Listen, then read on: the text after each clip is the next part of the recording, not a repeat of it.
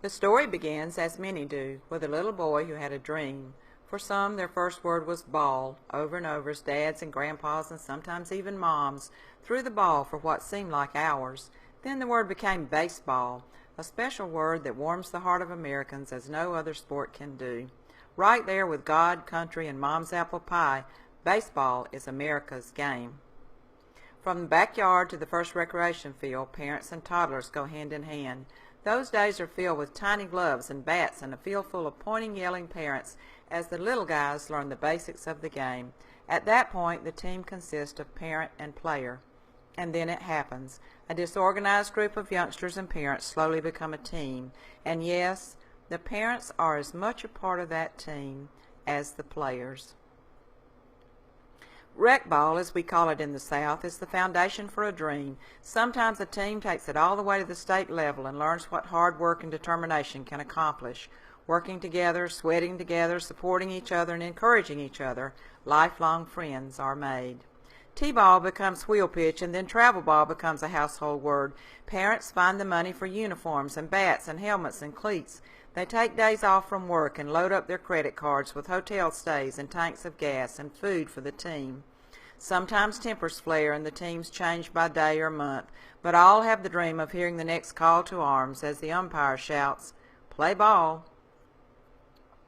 Middle school days arrive with the stress of many changes for those young players and their parents as they battle the challenges of approaching puberty and the complications of life that those changes bring. Middle school ball is full of ups and downs, as unpredictable as life itself, and it hones the talents and determination of those young men, preparing them for what is to come. 3 years pass quickly by and another change looms on the horizon. Parents and grandparents steel themselves as they know the challenges their young men will face in high school. More freedom to make their own choices, the growing pressure of their peers, the independence that the driver's license brings, all lead to a treacherous path for these young men.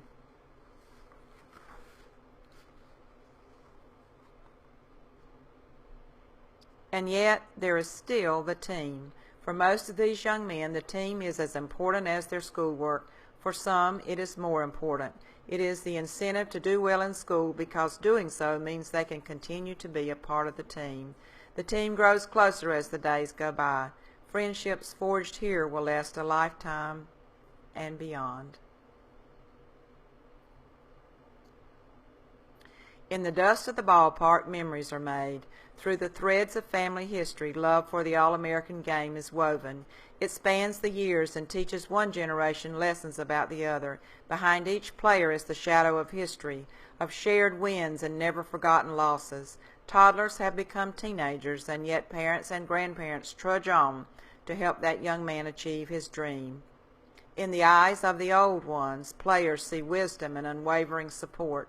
In the eyes of each player, grandparents see the future and treasure the days that they know will never come again. With the team, which once was players and parents, a new element has been added, the coach. The staff of coaches now see these young men more than their parents do. They know their secrets and hear them talk of their dreams and disappointments. They know who is struggling and who could use an encouraging word. The eyes of those young men are always on them. Whether they realize it or not, they have more influence now on those young men than their parents or their peers. Their approval matters more to their players than an extra hour of sleep or a day at the beach. Those players are willing to give their sweat, their tears, and sometimes even the blood of a battered finger or toe to win that approval. Along the way, these young men see triumph and trials. They experience discrimination, unfair play, and sometimes even ridicule as they face opponents on the diamond. Perhaps they do not know it, but they are learning valuable lessons for life. They will carry those lessons with them as they leave this team behind, and those lessons will never be forgotten. Some years they will rise to the very top.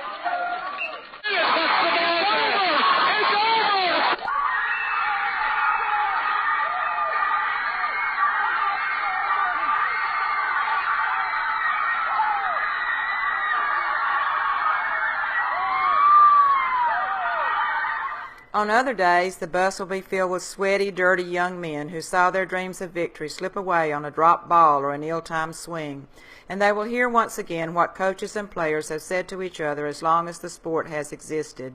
"That's baseball," they tell each other, and so it is. For some, high school ball will become college ball. A new team will become their support system, and new coaches their role models, as the form and shape of baseball gives them a structure on which to build their future. Some will go on to the minor leagues, playing for the love of the game. Some will become coaches and shape the lives of young men and women as they use the life lessons baseball has taught them. All will carry with them the lessons they have learned, and the memories of the friendships forged on the field and stamped forever on their hearts. Some will reach that young boy's dream and view the world from the pitcher's mound of the major leagues. But all, players, parents, and coaches, will be richer for having shared it and for having done it all just for the love of the game.